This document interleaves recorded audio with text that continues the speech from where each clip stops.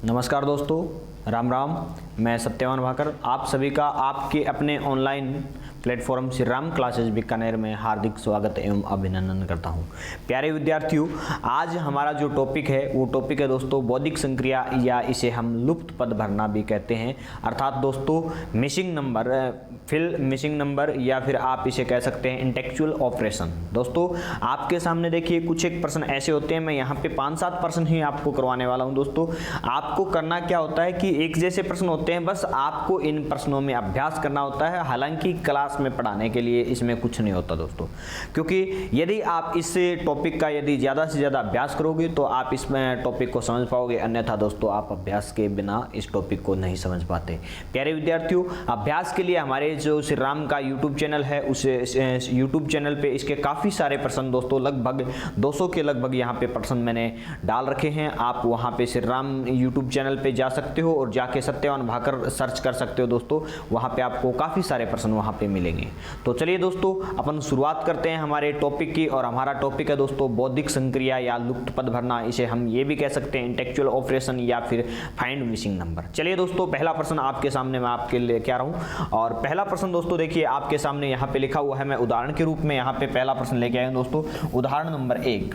प्यारे विद्यार्थियों, उदाहरण नंबर 1 में यहाँ पे आपके सामने लेके आई हूँ और आपको यहाँ पे जवाब देना है, सही जवाब दोस्तों आपको देना है। तो देखिए किस प्रकार के प्रश्न आपके सामने होंगे। इस प्रकार से दोस्तों आपके सामने एक सारणी सी होती है, या फिर कोई भी एक ग्राफ दिया गया होता है, उस ग्राफ के अंदर कुछ एक अंक लिखे होते हैं। जैसे कि दोस्तों यहाँ पे लिखा हुआ है 27, 21, 15। दोस्तों आपको यहाँ पे लुप्त पद की है जो पूर्ति करनी है। तो देखिए मैं किस प्रकार से यहाँ पे अपन लुप्त पद निकालेंगे।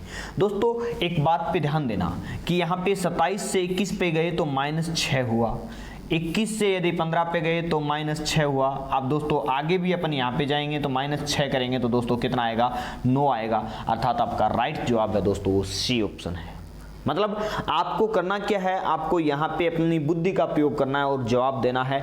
कितना जोड़ सकते हैं, कितना घटा सकते हैं, या गुणा कर सकते हैं, या भाग कर सकते हैं, इस प्रकार की प्रक्रिया यहाँ पे लगा लगा के आपको सही जवाब देना होगा दोस्तों। चलिए कोई बात नहीं दोस्तों, अगले प्रश्न की ओर बढ़ते हैं। एक और उदाहरण ऐसा ही हम आपके लिए लेके आते हैं।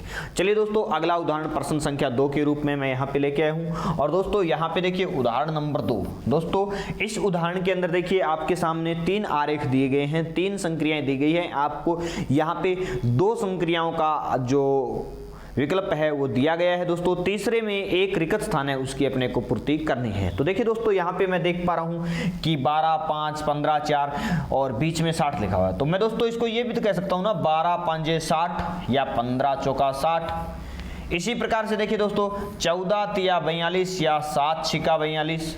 तो दोस्तों यहाँ पे देखिए 13 5 65, 13 छिका 78। दोस्तों 13 छिका कितना होता है 78, या 26 तिया 78।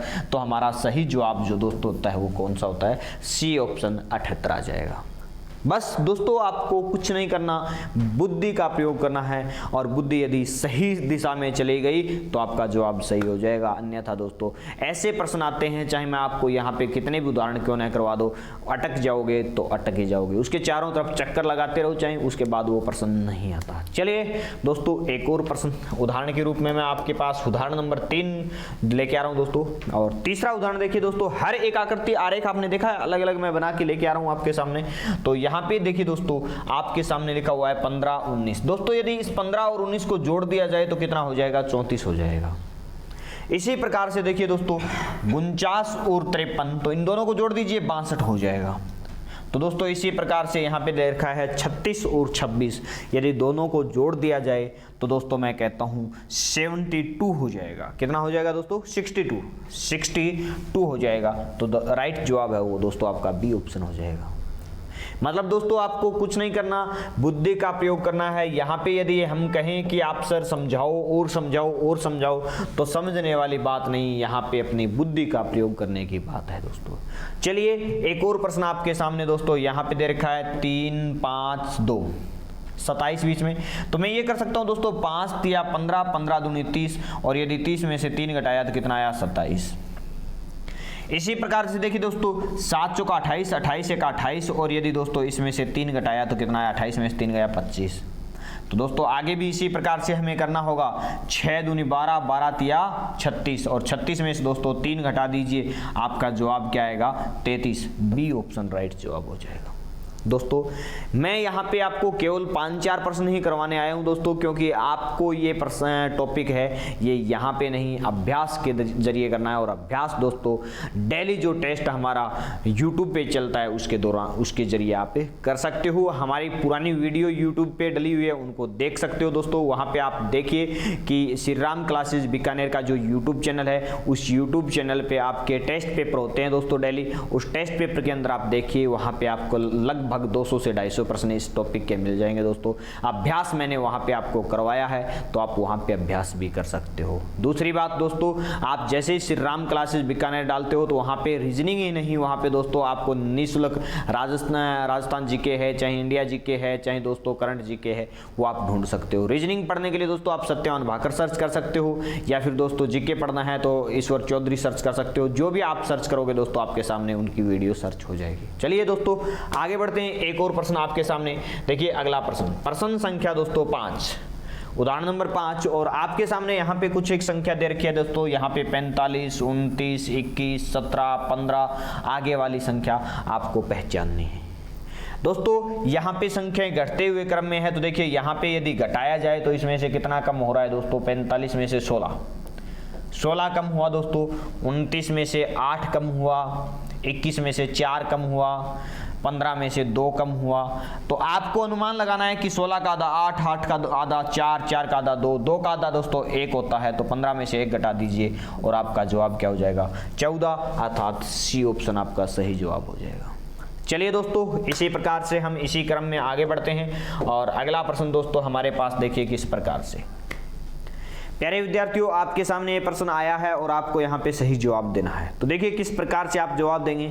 मैं यहाँ पे देख पा रहा हूँ कि 7 और 4 दोस्तों 11 होता है, जबकि यहाँ पे 13 है, तो इस प्रकार से नहीं। चलिए इस प्रकार से देखते हैं। तो दोस्तों 7 और 9 16, 16 में से यदि 5 घटा दिया तो दोस्तों 11 बच गया।